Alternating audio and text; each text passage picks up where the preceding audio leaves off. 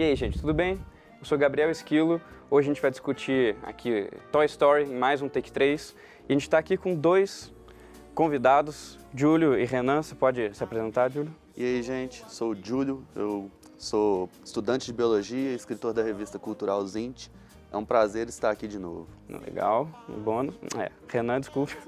Tudo bem, eu sou o Renan, eu sou ex-aluno aqui da PUC, do curso de comunicação. Não escrevo para cinema, mas esse é um filme que me marcou muito e acho que a gente vai conseguir ter uma conversa muito boa. Não, legal. E antes da gente dar continuidade à discussão, a gente vai apresentar uma produção da Faculdade de Comunicação e Artes ali da PUC Minas. We are looking at a typhoon warning on the edge of the prime recovery zone. We are looking at a typhoon warning on the edge of the prime recovery area. Now this is just a warning flight. It could miss them. All right, Jack. On 3. 1, 2, we're loose. Service module jettison. Já não deviam ter voltado, por que demora?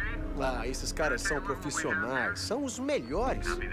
Qual é? Eles não dormem em serviço. Will be 35,000. Marked. 35 seconds to entry in phase 3. 30 seconds. How does it use to be read?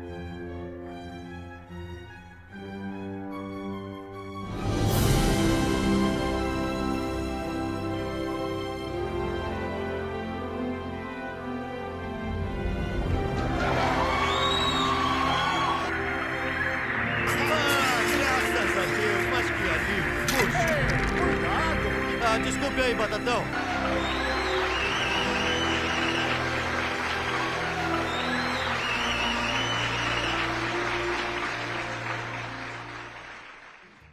Muito obrigado, pessoal da FCA.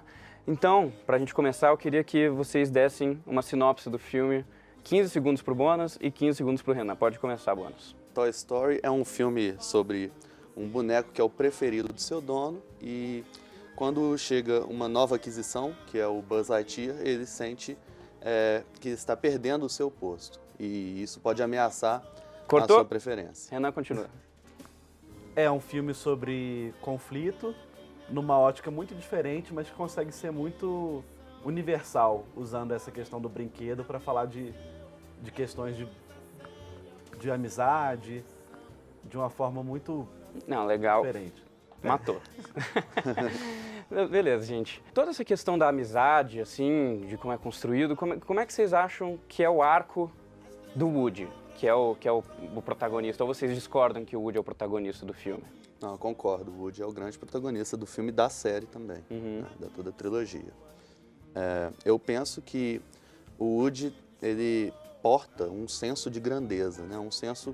Não um senso egoísta de grandeza, na verdade é um senso de deixar as coisas em ordem, né? Porque por ser o preferido ali do dono dos brinquedos, ele sente que tem uma responsabilidade de informar para os outros brinquedos o que está acontecendo, né? Ele avisa que tá rolando a mudança, né, do Andy e ele fala, vocês já acharam seu parceiro de mudança?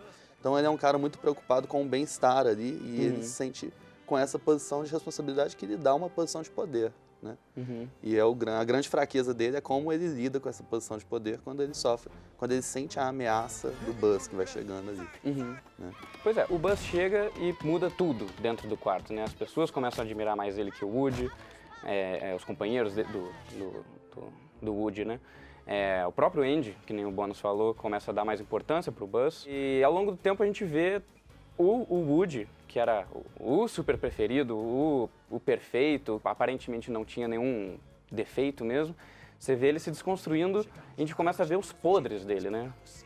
Eu acho que isso é um ponto forte, assim, do arco dele e do filme como um todo, porque ao contrário de muitas das animações da época, você tem um protagonista que tem muito defeito.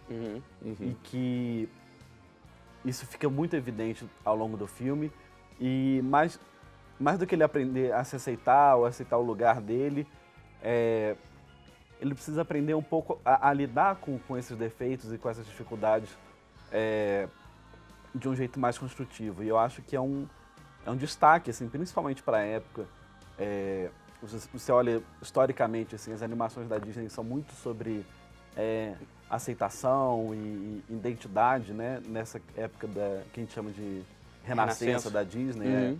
E acho que o Toy Story é diferente porque ele tem um protagonista que é muitas vezes cruel e mesquinho mesmo ao longo do filme, mas que aos poucos ele aprende a ser melhor do que ele mesmo. Então é uma certa superação, assim, e encarar esse defeito, eu acho que é uma coisa muito humana do filme. Eu acho muito impressionante isso mesmo, que o Woody é cruel, ele tem literalmente tenta matar o Buzz, né? A gente vê a tentativa de assassinato do Buzz. E eu acho muito incrível que no final do filme a gente tá... Beleza, tudo isso. A gente gosta do Woody, apesar de você ver ele sendo desonesto. Eu acho isso um mérito muito incrível do filme. Uma coisa que os caras tinham em mente é que isso ia ficar datado, né? A tecnologia, science moves on, e a tecnologia também, né? Isso ia ficar datado. Aí, não à toa, os caras vão usar os brinquedos, né? Quando vê um ser humano aí no filme, aí você sente que tá muito datado, né? A posição ali do Andy, né? Sim, o movimento o Andy, o que mais dá estranhamento é a irmã do Sid. Ela é nossa. assustadora. A Hannah? A Hannah, isso. Ela é muito... Seres humanos todos são bem datados. Quando você vê os bonecos, você sente que o movimento é mais duro mesmo do que as animações atuais, comparando com os outros filmes do Toy Story. Mas você aceita, porque é boneco, né? Então tá naquela coisa. E nisso eles são muito bons, assim, né? Porque não, apesar de ter sido uma medida meio de contenção dessa questão da tecnologia da animação, você vê muito de perto, assim, você sente muito a textura do boneco, assim, não é? O movimento deles é muito pautado nisso do material. Você vê ali, estava passando agora, quando o Rex mexe a cabeça, você sente aquela cabeça encaixada de boneco, assim. Então a dobra do braço do Woody de pano, assim, eu acho que é eles conseguem fazer isso com uma animação muito detalhada, assim, que compõe muito a atmosfera mesmo do filme, né? Eu acho um filme tão bem dirigido, assim, ele é todo bem... Estruturado, sabe? Muito didático o filme, né? Tipo, tem um texto muito bom. Tanto pelo uso das cores, pela ambientação, assim, você consegue ver exatamente a diferença. Tipo, isso aqui é o início do filme, isso aqui é o meio do filme, isso aqui é o final do filme. Você consegue ver os momentos de virada dos personagens, né? Assim, né? Eu acho que depois dessa renascença da Disney, ela nunca fez filmes só para criança. Mas tem esse público-alvo e é uma animação. Mas apesar disso, eles fizeram um filme com uma montagem muito clássica. Sim, com certeza. Então, assim, eles meio que não tiveram medo, assim, de empregar isso que é uma montagem super Hollywood, assim, super filmes clássicos. Eles abraçaram a causa. Isso dá essa unidade pro filme, assim, eu acho. E tem muita referência a filmes antigos também, né? Que são feitos. E os adultos vão pegando. Sim, e quando a gente é criança... Esse foi... Também, eu fico imaginando. Como foi assistir isso no cinema? Tipo, na época, porque foi, né? Devia ser mágico a coisa. Foi o primeiro filme que assisti, eu infelizmente não lembro de nada, assim. Eu assisti no cinema, foi o primeiro filme que eu assisti, eu tinha o quê? 1 ano? Né? Não lembro de nada do filme, infelizmente. Cheio de referência, né? Quando a gente assistiu isso criança, a gente não pegava esse tanto de coisa. A gente vê o Woody fazendo Vida Longa e Próspera. Tem o Buzz correndo da bola, do globo, né? Igual o Indiana Jones no a gente no vê filme citação à Estrela da Morte, do Star Wars. A respiração do Buzz. Que lembra o Darth Vader na primeira cena dele. Já tem um monte de coisa. E ele é um festival, do início ao fim. Você vê um monte de piadoca sendo feitas. O carpete da casa do Sid, que é igual ao do Hotel do Iluminado. Ao do Hotel do Iluminado, né? Então, assim, os caras, né, eles homenageiam o cinema ali. Eles sabem que estão fazendo história, por ser um filme de longa-metragem, animação 3D, e ainda assim prestam homenagem aos filmes que marcaram aí as gerações e tudo. É muito legal isso. É uma questão muito temática, assim, pro filme. Essa questão de você pegar o xerife, você pegar o patrulheiro espacial, sabe? Não é uma escolha à toa, é uma escolha, assim, pautada em tradição de ficção e de cinema. A transição do western pra ficção pra falar dessas coisas, assim, literalmente através de um meta. Assim. Sim, é literalmente o antigo dando espaço pro novo e como eles conseguem coexistir, né? Sim. Não sei se eles pensaram nisso, mas não deixa de ser um pouco irônico também. Esse é um tema central justamente do primeiro filme de animação 3D. É verdade, né? num momento, assim, É histórico, verdade, assim, né? pra mídia, que tem muito a ver com isso, eu acho. É muito legal mesmo. E além desses dois, o Woody e o Buzz, vocês têm algum personagem que vocês têm algum carinho especial? Eu, por exemplo, o Senhor Cabeça de Batata. Ele sempre terá um lugar especial pra você. É, no baú.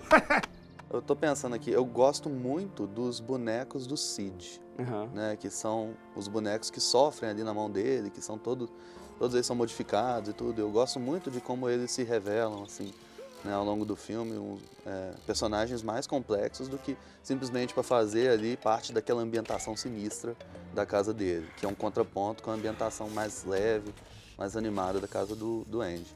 Gosto muito daqueles bonecos. Pra mim, o interessante, assim, é mais a interação entre os personagens, assim. E aí você pega...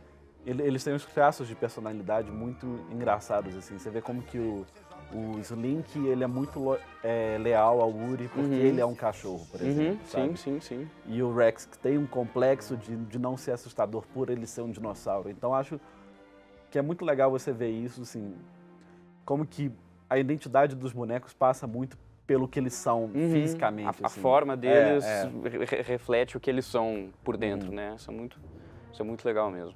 Ô, gente, a gente vai finalizar esse bloco aqui. Se você quiser continuar com a gente, por favor, queira, né? A gente vai deixar o link aqui para você continuar nos assistindo lá no YouTube.